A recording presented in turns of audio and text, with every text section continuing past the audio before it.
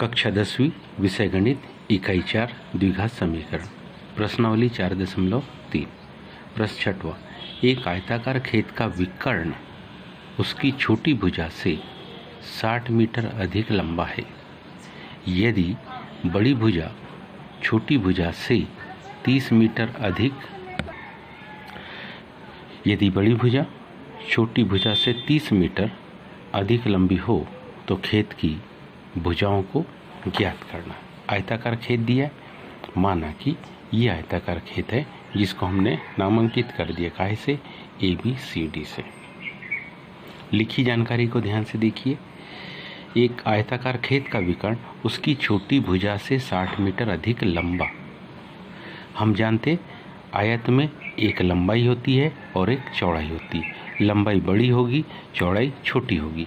तो छोटी भुजा को हम यानी कि चौड़ाई को हम x मीटर, चौड़ाई को हम x मीटर मान लेते हैं जो छोटी भुजा है।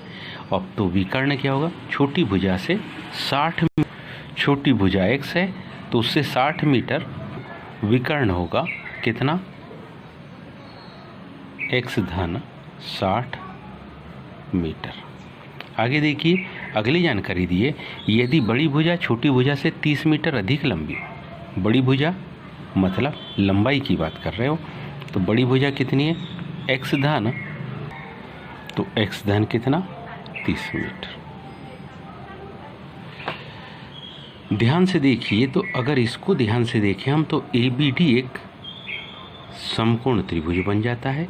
हम जानते हैं आयत का प्रत्येक कोण 90 अंश का होता है और इसमें हम जानते हैं क्या कि बड़ी भुजा का वर्ग शेष अन्य दो भुजाओं के वर्गों के योगफल के बराबर होता है। तो यह एक समकोण त्रिभुज बन जा रहा है, इसलिए हम ABD को समकोण त्रिभुज मानते हुए सबसे पहले तो हम इसकी भुजा को मान लेंगे। माना क्या, काहे कि आयत की सबसे छोटी भुजा चौड़ाई होती है, तो चौड़ाई बराबरी से कितनी, x मीटर है। तथा काहे कि आयत की लंबाई, आयत की चौड़ाई तो है, अब आयत की क्या लंबाई।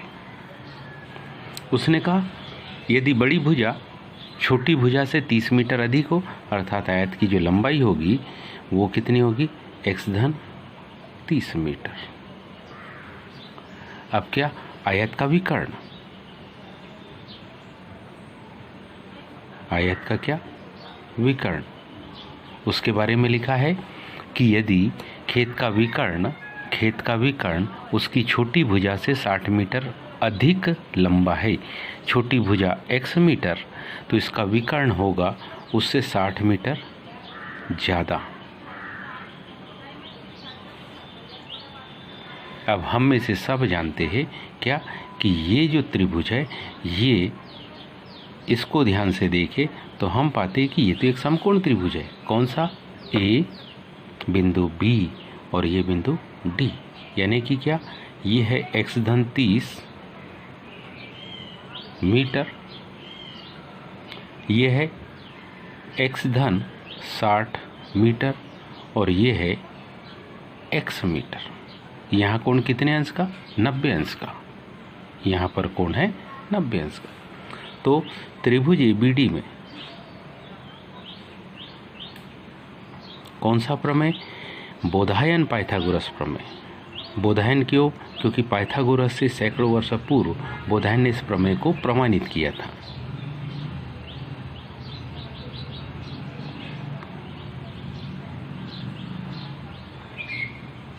बोधायन पाइथागोरस प्रमेय द्वारा क्या, बड़ी भुजा का वर्ग जिसको कि हम क्या लिखते, कर्ण की घात 2।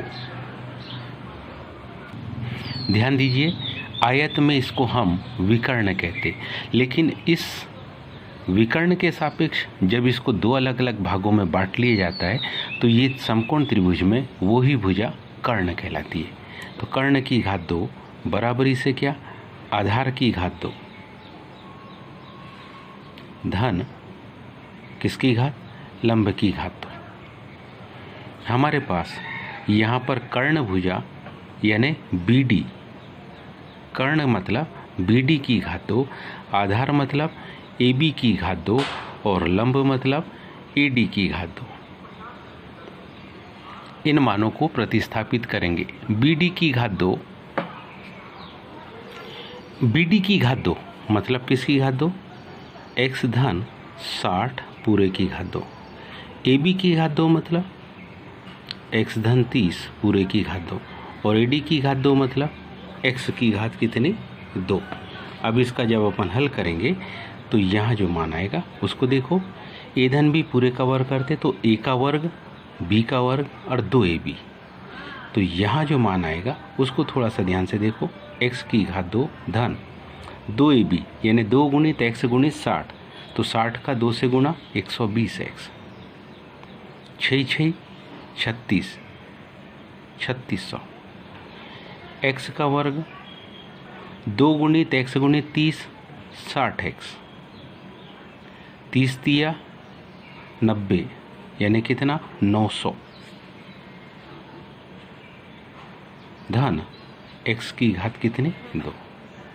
अब ये पूरे पदों को अगर दाहिनी ओर से बाईं तरफ ले आए तो x की घात 2, यहाँ x की घात 2 दो बार थे तो ये ऋण 2x की घात 2, ये धन 120x है,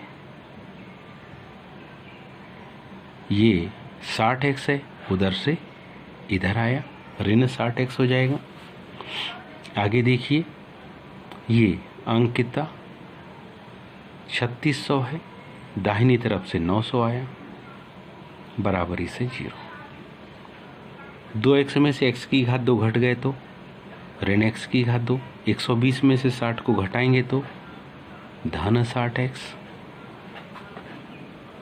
धन 60x।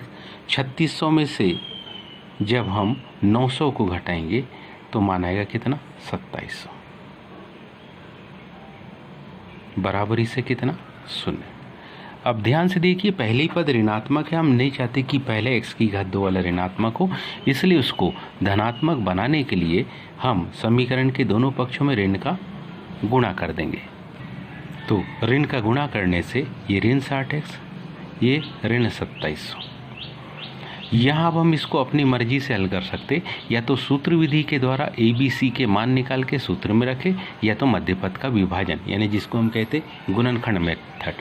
गुणनखंड मेथड में ध्यान रखना है, पहला पद 1 है, आखिरी पद,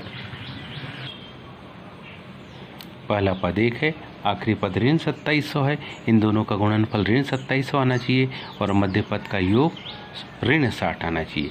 तो यह संख्या क्या होती है? ऋण 90x धन 30x होती है, बराबरी से 0। पहली दो संख्याओं से हम कॉमन निकाल सकते किसको? x को। जब x को कॉमन निकालेंगे तो यहाँ से जो कॉमन संख्या मिलेगी x ऋण 90, इन दोनों से, इन दोनों में 30 का भाग जाएगा तो इन दोनों से 30 को कॉमन निकालेंगे तो x ऋण 3 27।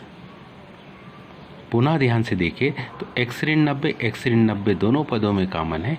x ऋण 90 को दोनों पदों से कॉमन निकालने पर पहले में बचा x, दूसरे में बचा धन 30, बराबरी से कितना? 0।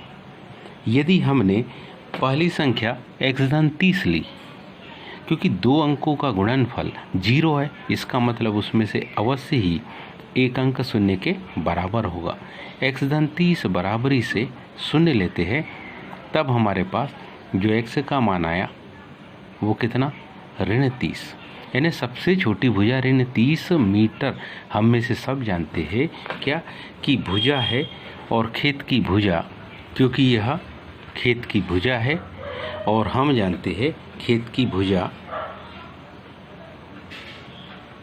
क्योंकि x क्या है? खेत की भुजा है, जो कैसी नहीं हो सकती? जो ऋणात्मक नहीं हो सकती।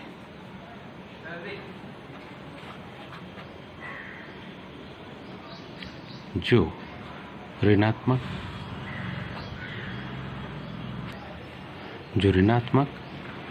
नहीं हो सकती।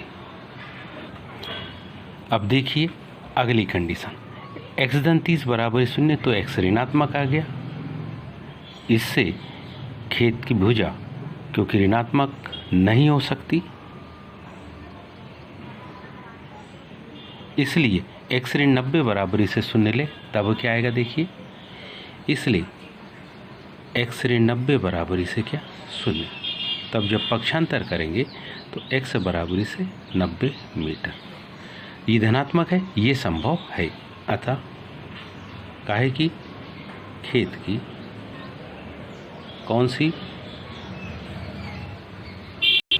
अतः खेत की सबसे कौन सी भुजा, छोटी भुजा x बराबरी से कितनी है 90 मीटर।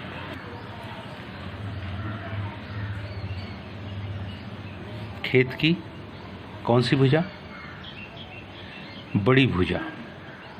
खेत की बड़ी भुजा के बारे में देखो, यदि बड़ी भुजा छोटी भुजा से 30 मीटर अधिक, तो खेत की बड़ी भुजा x में 30 मीटर को जोड़ने पर, मतलब 90 में 30 को जोड़ेंगे तो कितना आ जाएगा 120 मीटर। और खेत का क्या विकर्ण दिया था 60 मीटर।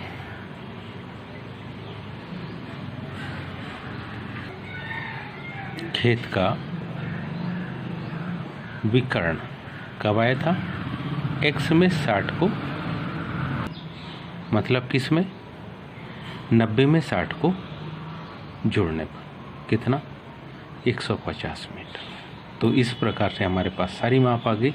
हम इन सारी माप को लिख सकते हैं, क्या लिख सकते देखो, अतः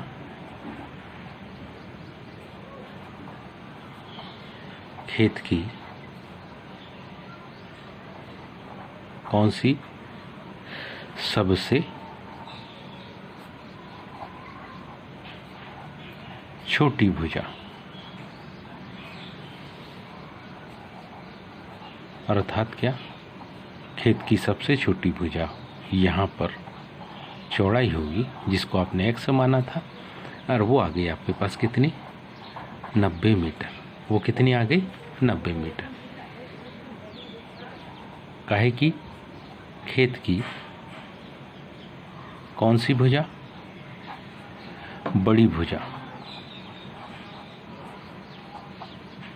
छोटी भुजा से 30 मीटर अधिक अपन ने देखो जोड़ के निकाला है, तो वो कितनी आ गई, इसको हम क्या कहते, इसको हम कहते लंबाई। ये क्या है, और इस लंबाई की माप कितनी आ गई 120 मीटर। और अब क्या, खेत का विकर्ण, इसी खेत का क्या दिया है विकर्ण। समकोण त्रिभुज बनाया तो विकर्ण कहाँ पहुँच गया था, कर्ण के स्थान पर। 90 में 60 जोड़ेंगे तो कितना 150 में। काफ़ी आसान से ये प्रश्न है, बड़ी आसानी से बन जाते। उम्मीद है सभी को समझ में आया होगा। आज के लिए इतना ही, शेष कल। धन्यवाद।